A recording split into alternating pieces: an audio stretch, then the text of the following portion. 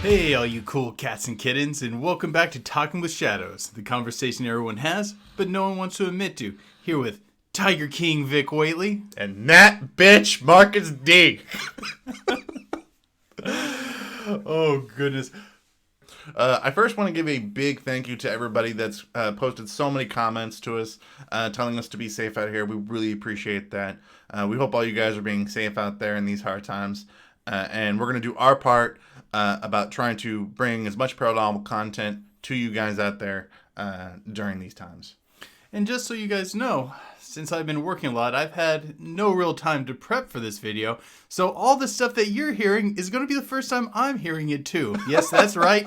Marcus D is going to be carrying us this time. I know. For one of the few times in my whole life, I came prepared. I did my homework this time. I usually do a lot of digging. It's just I've been kind of swamped lately. Yeah. Well, you also thought you were going to be off today, which made you think that you're going to be able to prepare a little bit more. Yeah, we really thought I was going to be off, but that's working at a hospital right now. So, yeah, so it's unknown times. We can't ever prepare for all these things. So yeah, but no, I came prepared. We got a really good episode for you guys. But we want to give a quick shout out to everybody who commented on our last video where we talked about all things lizardy, reptilian-y, scaly, and all sorts of things. Yeah, I hope you guys enjoy them. We got to talk about a lot of odd things we don't normally get to talk about. All right, so we're going to go through a few of these comments and kind of give some feedback to you guys to show you guys how much we appreciate them and give you guys some feedback. The first one comes from Naumogizmo. Okay. Sorry for saying that wrong. We probably did say that wrong. They said Chinese ate pangolins. That's Chinese eat pangolins, and that's unfortunate. I wonder if it's part of Chinese medicine. That wouldn't surprise me. But the reason why it's unfortunate is they're pretty endangered. That's terrible. They also probably wouldn't taste very good. They probably just taste like insects. Fine, they do eat a lot of insects. And then all that armory. Well, I'm pretty sure they don't eat the scales. Well, yeah, they're probably difficult to prepare. Oh, yeah, preparing... Okay, I've never prepared a pangolin, and I don't advocate preparing pangolins for eating. You should only prepare them for loving. I love those things. Well, but it has to be hard, because there's a ton of scales there. Well, I don't know a whole lot about preparing food, but, if they're anything like, say, an armadillo or something like that, or something, you gotta, clean those things. You gotta treat those things, a lot to make them, edible, not poisonous. Man, I want to go and hunt the vo, and if I find him, I want to make him my friend, and I want to ride him. Next, James Lang said, "Hey guys, Eastern Iowa resident here. East Iowa is super hilly and well forested. The East is part of the Driftless region. There are tons of remote forests and hidden caves in this area. Also, I heard one of the dragons was seen a few years ago. Can't remember if it was in Burlington. Might have been Cedar Rapids." So I think James is referencing when we were talking about dragons being spotted in Iowa, and I said it would be hard for them to hide there because Iowa was completely flat. But I guess he's talking about Eastern Ohio seems to be forested and hilly, so it'd be easier for them to hide there. Yeah, I never really make it over to Iowa, and I wasn't 100% certain on the terrain there. Mm-hmm. But hey, maybe that's where they're hiding. And I do believe some of the accounts I found were just from a few years ago. The one I found was from Burlington, but it wouldn't surprise me if there's multiple sightings. It seems like these sightings don't really get spread around a whole lot, which is unfortunate because it's a really neat story. Yeah, who would think dragons in Iowa? Barbara Catalano. Thank you for commenting again. Thank you very much. Said, "Great talk, guys. Thanks for the shout out. Anytime. Lizard People episode of Doctor Who, guys. The dragons may be more plausible to me. Timelines are stacked up on top of each other. Why can there not be thin spots? Or perhaps it is hunting season there in Iowa. Because who lives in Iowa? ? Is traditional spot. Be safe. Thanks for entertaining us." Okay, guys. I have something to admit to you all. I've watched like no Doctor Who. I haven't either, actually. I know everybody keeps recommending it to us and keep getting super surprised when we said we have not seen Doctor Who. Well, the thing is, like, when I first heard about Doctor Who, there's this guy who I really didn't like who wouldn't stop talking about it, so I think it just soured me against watching it. Okay, if we have a lot of Doctor Who fans out there, I'll give it a shot. And full disclosure, I have also not seen Game of Thrones. You should see Game of Thrones. I know that I should see. It's on my to-do list, okay? Like, there's so much that's on my to-do list. No spoilers. And finally, Creepy California said, have you seen how many empty buildings there are in LA? I could see something hiding there. I could too. It's so often you would think that like people would say that like, oh, just because something's in a city, there's absolutely no place that it can hide. And that's just not true. There are lots of places in cities that things can hide. Oh yeah, it's almost like its own urban biome Is. nowadays. Yeah, it is. It's like its own terrain with its own little like nooks and crannies. And anybody who's really been from like a really, big city like me growing up, we know that there are places and hidden treasures and things that cities that people just don't know about. And for people who are not from big urban cities, you notice all the weird hiding spots because you're scared the first few times you go there. No, it's weird. Like one of the internships that I did right out of college had me walking around downtown Evansville here, and I'm walking down by the courthouse and down my main street. So I'm pretty much walking like from like our main courthouse, like maybe 6 blocks to the left and 6 blocks to the right, and I'm walking up and down and stuff. And there's just so much stuff that's there that people just don't know about. There were so many abandoned buildings. There's so much graffiti. There's so many of these weird little hidey spots that nobody knows about. And I found when I was walking around down there, it was so cool. So yeah, totally think that you could find stuff down there. Oh yeah, and that's a great part of Evansville. That's actually on my walking path. If you guys live in Evansville, that's a great place to go walking. Yeah. So, and I encourage anybody to do that, like in an urban environment. You find a lot of stuff doing that. Yeah. All right. So today's black bag tip of the day. Oh, dude, I didn't prep a black bag tip for today. Okay, I will just make one up off the top of my head. When the men in black come for you, hide behind the curtains. Maybe they're dumb enough not to check. There you go. That's what happens when I forget to prep one. That's what you get. I don't know if it'll work, but sure, give it a shot. Maybe they'll think it's charming. Okay, all right. So, we got a great episode for you guys today. So, what me and Vic decided we wanted to talk about today are mythological cities, like legendary cities of old that have all these weird, mysterious stories behind them that treasure hunters and explorers have gone out to countless times to try to find. And many people have even died looking for some of these cities.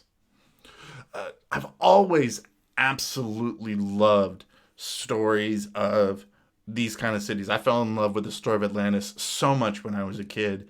It's one of the things that just it touches my heart so much to read stories about that and to watch that.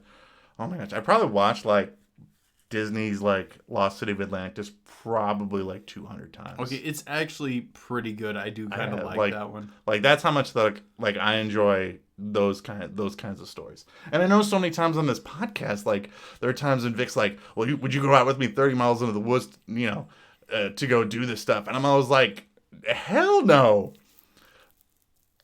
I might actually do that going to search for like a hidden city. So if I was going to take you to say like a ghost town, you'd be interested? Absolutely. Okay, let's go investigate a ghost town. Haunted town, just towns in general. I don't know what it is about it, but like on our YouTube channel with like our case files and stuff, like a lot of my favorite videos that we've done is we've done just towns in general, whether it's Stull, Kansas, Portlock, Alaska, and when we've talked about Dogtown, here in Evansville, those have been some of my favorite videos to do. Man, I say we pull the trigger on this. I mean, Justin talks about, from Interface Death, he talks about going out to abandoned places all the time. I say we should take a swing at this because I'd really like doing this. Also, shout out to you, Justin, if you're listening. Love you, man. Awesome guy.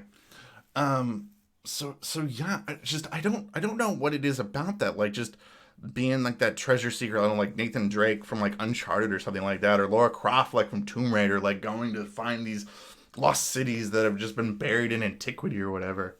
Oh man, now I'm imagining you in the Laura Croft outfit, and it is not a pretty sight. Hey, I am picturing me in a Indiana Jones hat and khakis with a whip.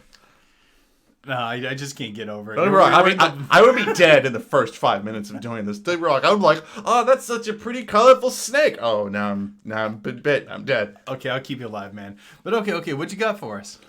You got me excited. Okay, I did. Okay, so I toyed around with different cities to talk about, and I think the easiest two cities that people could talk about when you're talking about mythological cities are, say, like Atlantis or El Dorado. So I don't want to do those two cities. I think most of our listeners have probably heard of those two cities. So let's try to do something I think that most people probably don't know about. Have you ever? I really thought you were going to say Atlantis and Troy.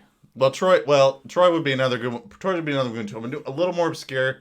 Have you ever heard of Zerzura? No, actually, I'm not aware of... say that again, Zerzura? Zerzura. Yes, Zerzura.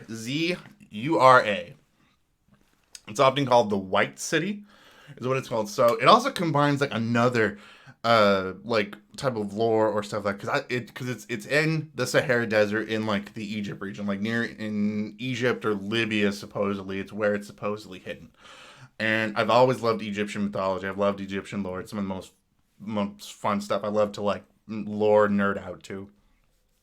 So the legend of it kind of, it's been spoken of by like Egyptian and like Arabic scholars before, like they've kind of referenced it. But the real starting point of the legend kind of starts in about 1481. That's kind of like when the story of it kind of picks up. And what happens is there's this emir in Benghazi, Libya. And emir's kind of like a governor, mayor-esque of this town. And he finds this guy who's been out wandering the desert and is like just totally wrecked. Like he's just on the edge of death. And he nurses him back to health. Okay. And this camel driver was out there. And what he says is what happened was he was out in the desert with his caravan, and this sandstorm brushes in, and it kills everybody else in his caravan except for him because he like Luke Skywalker's it by hiding under his camel. Okay, that's a cool. not inside the camel, but under the camel. Okay, and he's near death too in this point, and what happens is he gets rescued by this group of people. Okay. And he's kind of delirious, and he's like, and the first thing that he noticed is he's kind of taken aback because he realizes that he says that they're a fair-skinned people with blue eyes. And the next thing he finds odd about these people is that even though they're fair-skinned with blue eyes, they speak Arabic, kinda. Like they don't speak like on purpose, but it'd be kind of like, I don't know, like a person from America and a person from Australia talking to each other, a person from Australia and a person from the UK talking to each other. Like, you get it, but sometimes there's a few speed bumps in the conversation. So it's like a different dialect yeah. language. Okay. But he's generally able to pick up most of it. And he takes them there. They take him to their city, to their city in the desert. And it's in this kind of oasis area. And they take him into the city. And on the door of the city is this giant bird, and I wish for the life of me I knew what the bird looked like, because I poured through tons of stuff trying to see if I could get a description of what this bird was on, because I think that it would help narrow down who these people actually were or anything like that. But do you know what you might be able to do? You might be able to, if you can find a copy of the original Arabic, and then have someone actually read it, see if like the word they use in there has any particular context. That'd be a good idea. And so the next thing he notices is that their weapons are weird. Like he's like normal like weapons in the area are like the swords are kind of curved, like like scimitar-esque swords. He says that they have like straight swords, like almost like a European-esque sword. And he gets in there, and the next thing he realizes is that even though everybody's kind of dressed in this kind of like Middle Eastern, North African garb, nobody here follows Islam here, Because he notices that because none of the women are covered up. They're just out and about. Okay. And he describes the city as this whitewashed city. Like the whole city on the outside is just white. Everything in there is just pristine. There's golden pillars that are in there, and just describes this paradise of just treasure troves in this city. And okay, are you cool with me jumping in? Oh yeah. Okay, one of the first thoughts I have when you're describing these people, it kind of sounds like Vikings. Like fair skin, fair hair, blue eyes, straight swords, and like during the Viking expansions, like they really pushed to some far off areas. Mm-hmm. I'm gonna push on what I think that they are. I would be willing to say that they could be Vikings. Because like I know during one of the Viking expansions, they made it to like the Byzantine Empire, and they had kind of conquered and sacked along the way, and then they got to I think it was actually Constantinople. And they tried to siege the city, but the city had like, real walls, and they had like primitive flamethrowers. And they just kept like basically whooping them every time they tried to siege them. And I think they went north after that and became the Rus, which became Russians. I have a hard time believing though that Russians could survive, that the Vikings could survive that deep in the Saharan Desert. Like if they got stranded there. Like, I don't know. They put a lot of colonies in a lot of different places. They were pretty good at kind of figuring out what to do. I mean, yeah, it is a bit of a stretch, but you gotta admit, it does kind of sound like that. I think I got a better fit. Okay. I think I got a better fit, but we're gonna get there. We're gonna get there. We haven't gotten off on the exit yet. So this is kind of weird. So the guy, this camel driver is telling this story to the Emir, and the Emir is immediately becoming suspicious, and he's like, well, if this was such a paradise, why did you leave? And the camel driver's like, and he gives him some sort of answer. It's just said that he gives him an answer that doesn't really make sense. So the Emir's like, okay, search him. So because he doesn't believe him. So, the guards search the guy, and they find on the guy this gold ring with a giant ruby that obviously this regular camel driver guy should just not have. So the Emir did the responsible thing, and he just believed the guy's story, and he let him go. That can't be the answer. No, of course it's not the answer. No, the Emir thought that he was a thief, and he took the guy out in the desert and cut off his hands. Okay, that sounds more like people there. Yeah, I know. Yeah. So, because he assumed that this guy must have stolen this. But the Emir keeps the ring, obviously, and it becomes like an heirloom of like the leadership of the area. And it's supposedly this ring is like passed down, and while it's being passed down, they're testing it. And they're thinking that what this ring came from was 12th century Europe, is where they think that this ring came from. But the problem is shortly about in whenever Muammar Gaddafi comes to power in Libya, and I want to say that is in the 70s or 80s, I can't remember off the top of my head. It disappears. Like it gets lost, supposedly nobody knows where it's at. So that's why it can't be tested anymore. Inconveniently, I guess. Yeah. Yeah. But the story of it just sticks. Okay, and when something cool, because this also isn't the only reference for this really cool city. There's this Arabic book that is, and I'm not going to attempt to pronounce what it's called. Like I'll just butcher this name, but what it translates to is the Book of Hidden Pearls. Okay. That's kind of a cool name. I know it is. Isn't it way better than me trying to pronounce what this thing is actually called? So what this book does is it's like an Arabic book or manuscript, and what it does is it details all of these like hidden Egyptian treasures and how to like get to them, and some of them are some pretty weird like occultic rituals for like how to get to some of these treasures. But it actually had a reference to Zerzura in it, and it's just such a cool passage. I have to read this. Okay. Situated behind El Kuala at the citadel of Surrey, you will see palms, vines, and springs. Penetrate into the wadi and pursue your way up it. You will find another wadi running westwards between two mountains. From the last wadi starts a road which will lead you to the city of Zerzura, of which you will find a door closed. This city is white like a pigeon, and on the door of it is a carved bird. Take with your hand the key from the beak of the bird, then open the door of the city. Enter, and you will find great riches. Also, the king and queen sleeping in their castle. Do not approach them, but take the treasure. Wow, that is I know, really right? cool. That's so cool.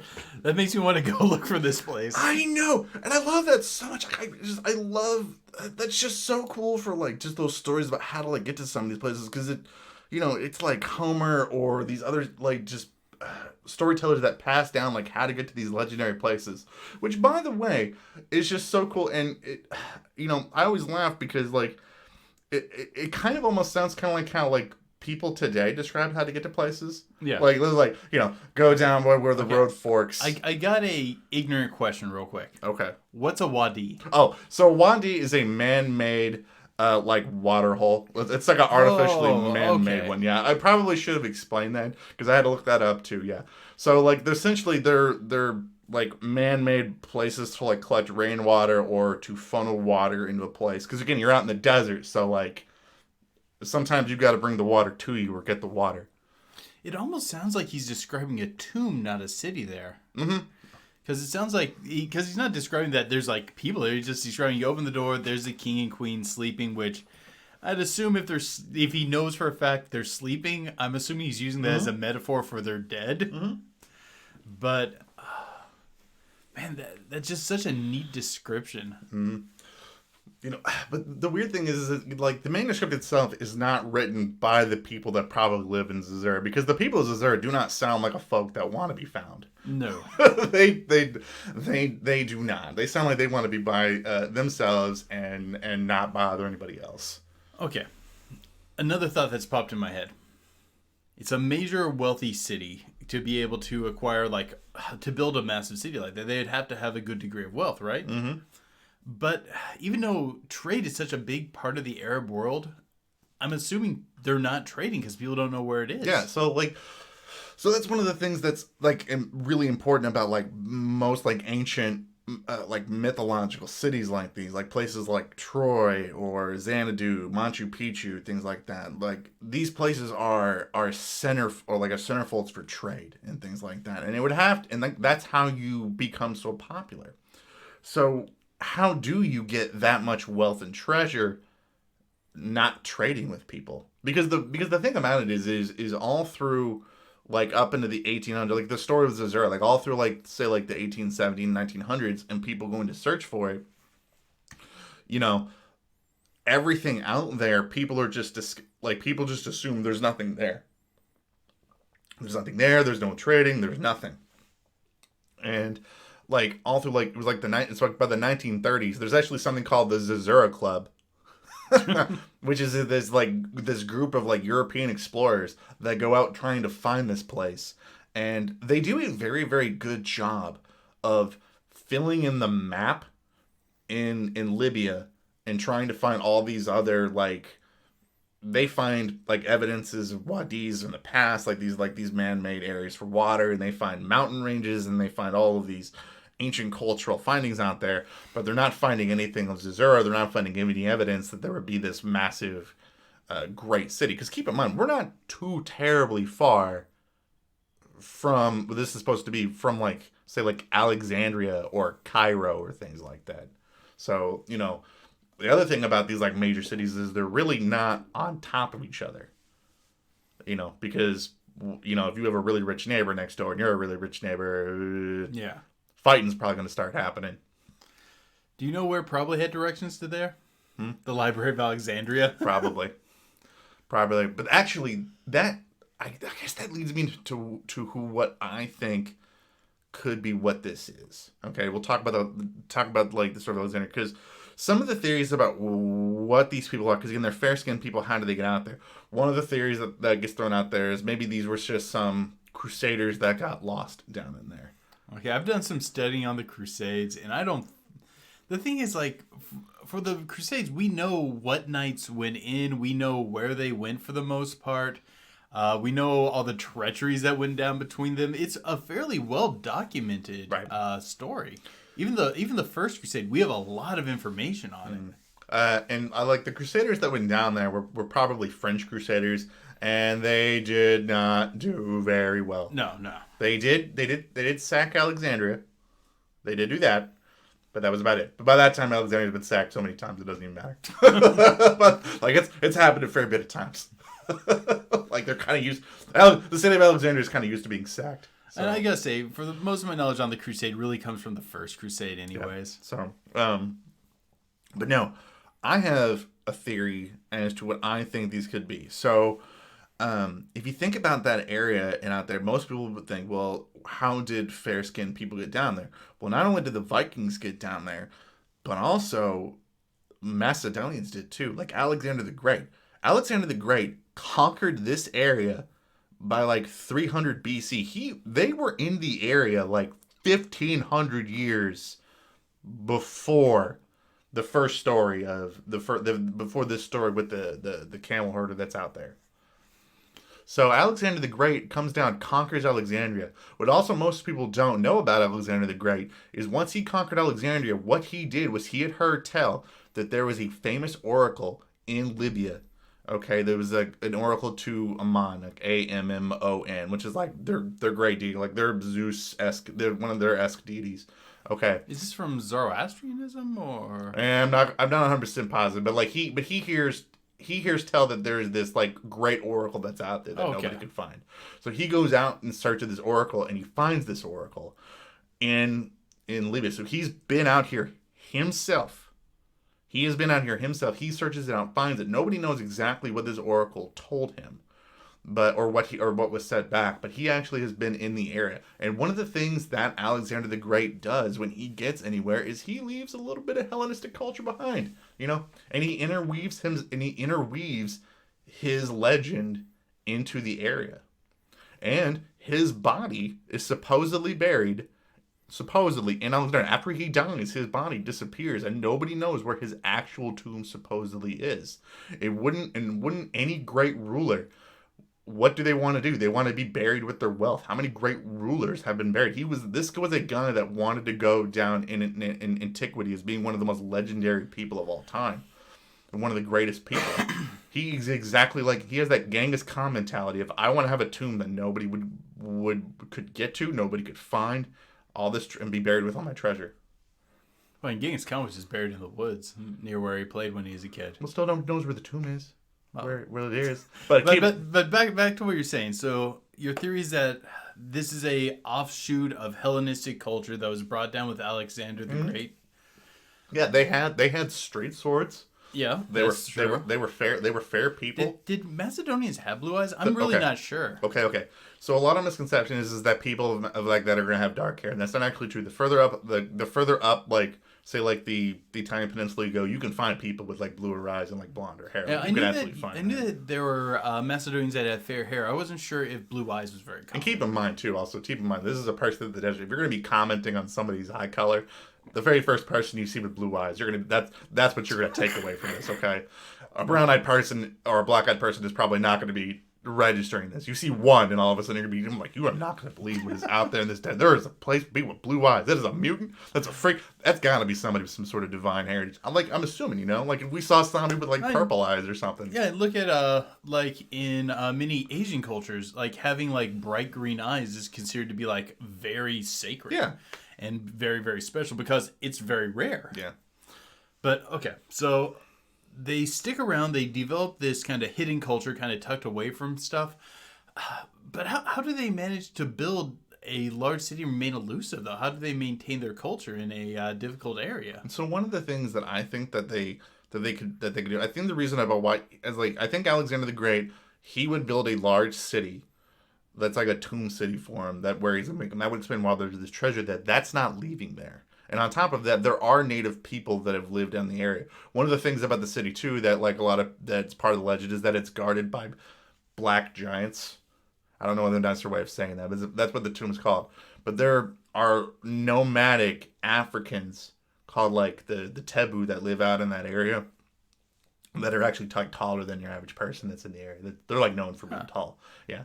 So, and they are known for like raiding caravans and raiding areas outside of Oh, so like they major might areas. be sustaining themselves by like this Yeah. this plunder that's being brought back by the raiders. Yeah. Mm-hmm. Okay, that makes some sense. So imagine you're Alexander the Great and you want to hide a city somewhere where people are not going to go to.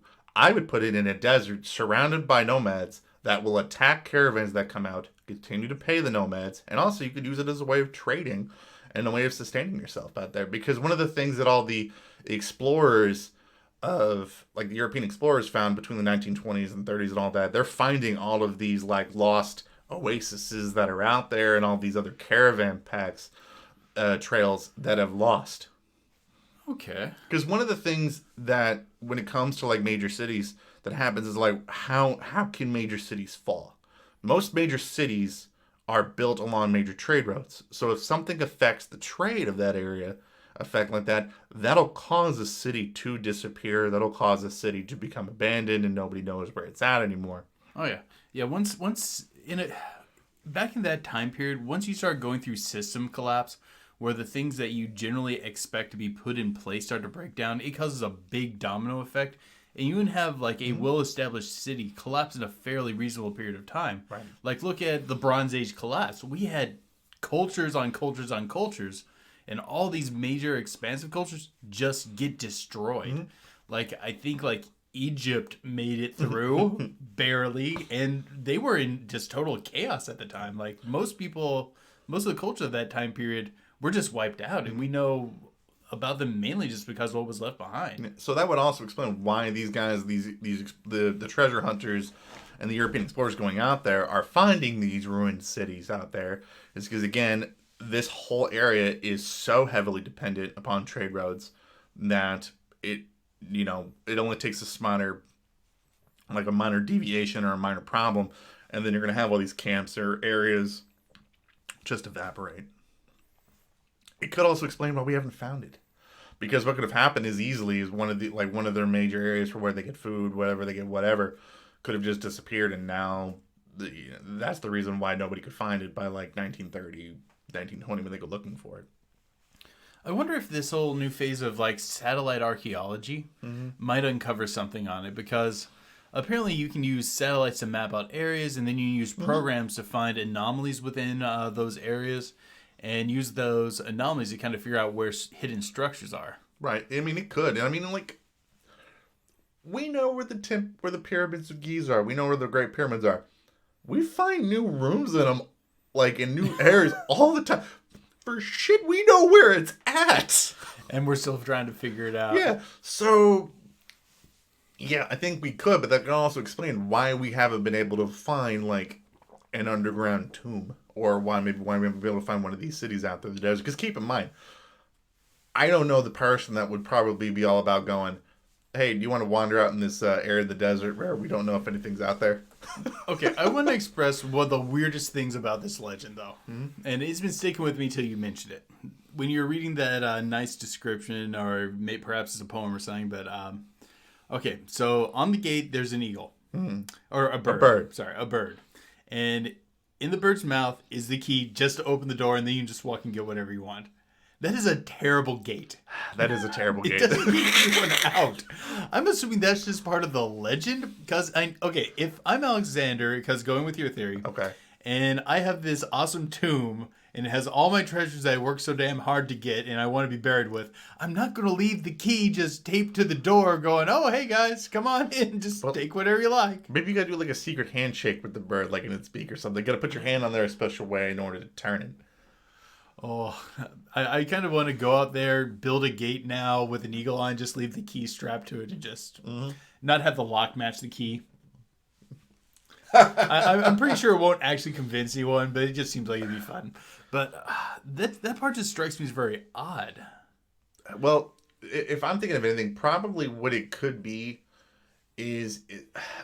It seems like poetic exaggeration. It is. It's probably some sort of like... truthfully, another thing that it could be, and I'll throw this out there, it could be technology he doesn't understand. I guess, and it could just be a metaphor for how he gets in.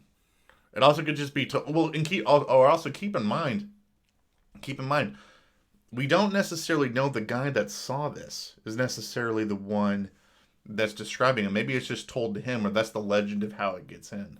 Yeah, I just really think this is artistic embellishment over the Oh, years. yeah. Oh, absolutely. I mean, Arabic writing is full of, like, moving, imagery for this stuff. Like, Oh, yeah, and it's very stuff. metaphorical. Yeah. And lots of very, kind of flowery, verbose wording. Like, a lot of poetry. Right. So, are you still stuck on the Viking theory, or are you coming around more to me, maybe? Well, I got some other ones besides that one. Another thing that I was thinking about was maybe it could be an offshoot of Celtic culture, because the Celtic culture was far more expansive than what most people give it credit for. It wasn't really one united nation, but they did spread out in a massive range, because there's ones there were colonies in Ireland. They're all the way down to Turkey as well. Perhaps they went farther and we just don't know about it, because I kind of feel like certain types of Celts would meet that sort of description, definitely with the straight sword and things like that. So maybe something like that. And I do really like the Viking theory, because they were really into expansion, and they do really fit that description of, fair skin, fair hair, blue eyes, straight swords. True. Well, so have I brought you around to the Viking theory? No, because Alexander the Great was way more intertwined with Arabic culture than the Celts and the Vikings. That's true. There is that issue of the complexes of building a city, and like in that area, you would need to have some knowledge to build on, and that's not a Viking-styled city. What's being described there. So, and I'm not saying it's a great theory right there, but it's just something that came to mind. Yeah, and I'm also inclined to believe, Hellenistic mythology is also very interwoven with birds. There's a lot of bird symbology for a lot of their deities. So, I mean, when you were describing it, I did kind of get a Gates of Mycenae feel. Although the Gates of Mycenae is lions, not birds, but it does have that sort of Hellenistic twinge to it. I wish that if we knew the bird, or if they described it a little bit better. Well, let's see. Bird on the gate, odds are it's an eagle. Probably. Because when you were describing it in my head, I saw an eagle. Which, wasn't there like something with Alexander the Great, an eagle feather that he had like in his helmet or something? It might have been. Alexander the Great is actually one of those characters I don't know a ton about. He's an interesting guy, but like I'm more into like Agamemnon and Aias than I am really Alexander the Great. I do like Hellenistic stories, but he's not the Hellenist I really am into. Like I'd rather read about Aias, who's one of my favorite Hellenistic characters ever, or Oedipus. Okay, guys, everyone thinks the story of Oedipus Rex is just about sex with your mom and stabbing out your eyes. No, there's a lot to that story, and it is a neat story. If you have not read it, please read it. You pretty much just gave the spark notes for what anybody needs to know about that story. No, but there's all these... There's monster slaying, and there's a lot of like interesting build up to the story, and the character of Oedipus is actually a really neat character. Sex with his mom, plucking out his eyes.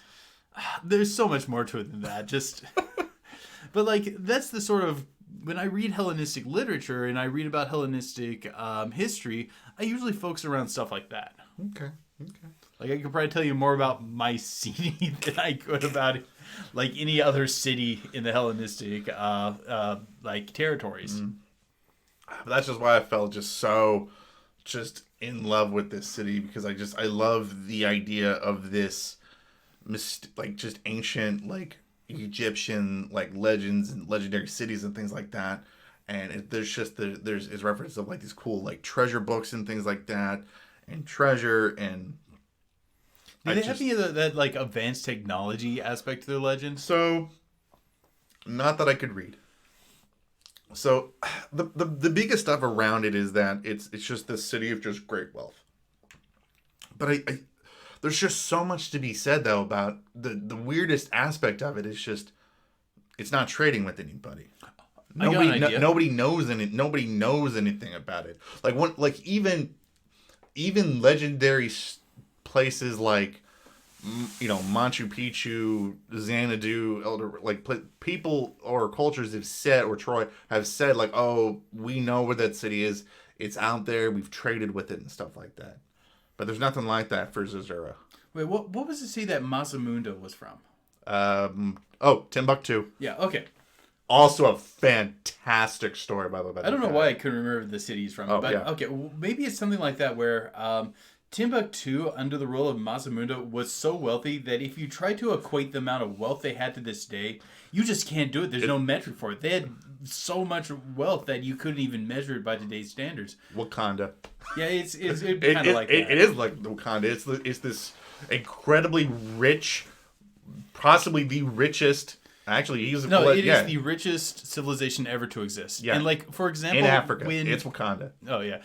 For example, when he went on his trip to Mecca, he crashed the economies of everywhere he went through because he dropped so much gold, it devalued gold, and just destroyed all the cities he went through just because he was dropping that much gold. He just takes off from his hometown. He just takes off from Timbuktu with like 80 to 100,000 people just throwing gold off the side of his camel. Because he had that much gold that he could walk around and do that. Maybe it's like that where they have access to a incredibly rich gold mine or a gold mining system, and they're able to incur massive amounts of wealth that way. But if that's the case, I really feel like the stories of it would be like Eddie Murphy's Coming to America, like right after they get to New York City, like where he's like the rich, like he's like the rich prince of this nation. He gets there and everybody robs him. So he comes back out of his car and like everybody on the sidewalk is like covered in like jewels and furs and stuff. And the guy walks up and goes, "Want to buy a watch?" and pulls out like 30 gold Rolexes. Like I think we would have seen that. Like, it's not a great theory here. I'm just kind of trying to justify the legend. But maybe it's one of those things where they had access to great wealth. They had enough to pay off the merchants to keep it off the trade road. So a select, say, guild of merchants that they had dealt with knew where it was, could get the supplies in, and they could pay them enough to keep this quiet. Because also, if you're a merchant trading with this place,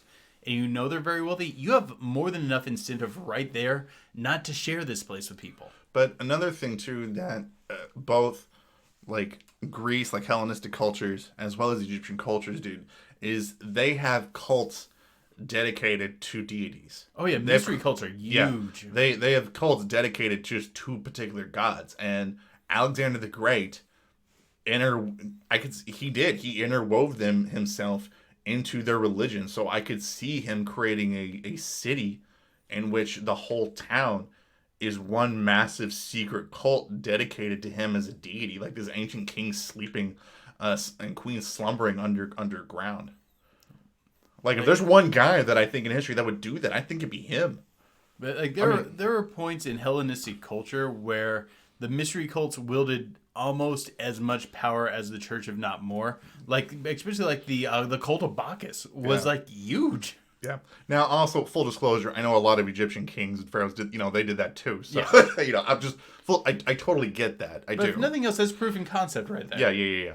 But that would explain to me why you would have a city of fair skin. I don't see a city of like fair skinned people doing that to like say like native Egyptian king. I just can't see that.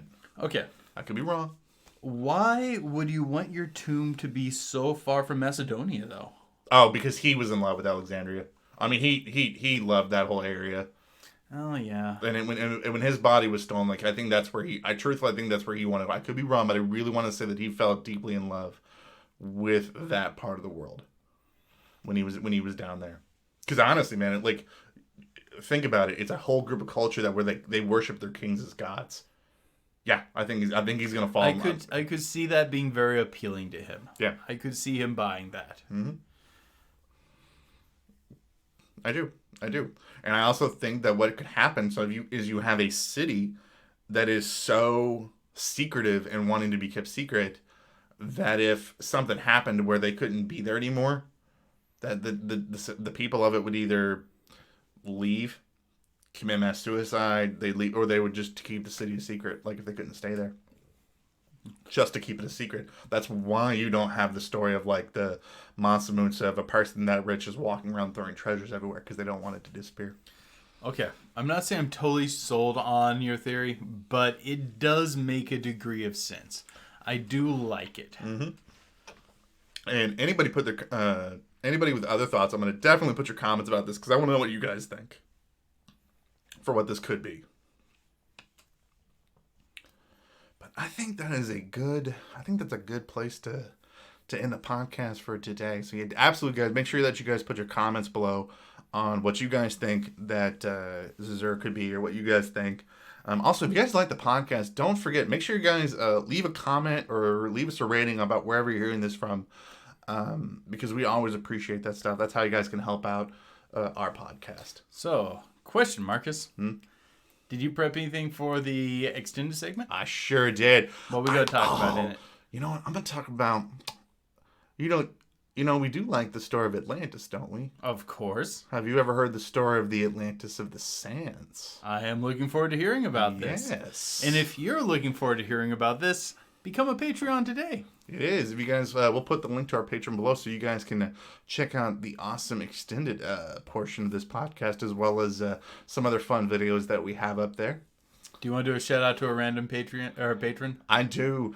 Big shout out to both John as well as Sarah.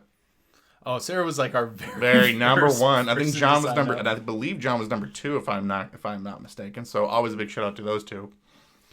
But until next time, guys, keep believing.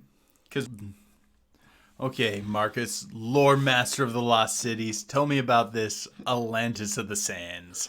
You like that? Yeah, I did like that. Thank you.